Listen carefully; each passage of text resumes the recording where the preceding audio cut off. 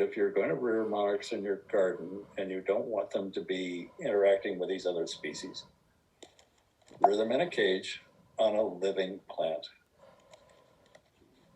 Otherwise, let them take their chances out there, because that's what nature does. You know, and it's an interesting thing about monarch way stations, and we followed a lot of monarch way stations when they're first put in. And you know, there's a really interesting dynamic here. When you first create a habitat, in the first year or second year, that habitat will really be used by monarch butterflies. And you will have your plants that'll be just stripped absolutely clean of leaves, because the monarchs will come in there and use it. And they do it really well.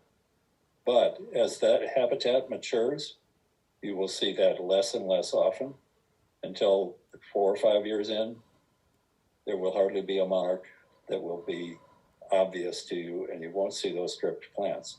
And the reason for that is that as the monarchs come in and as the area matures, more and more predators and parasites come in as well. In other words, the community gets more complex, the species diversity gets higher, and you have a lot of controls on populations that you didn't have at the very beginning. So that's the way nature works, and that's what we have to live with, and I think that's a good thing. If you want to go away from what nature's doing, you better put it in a cage.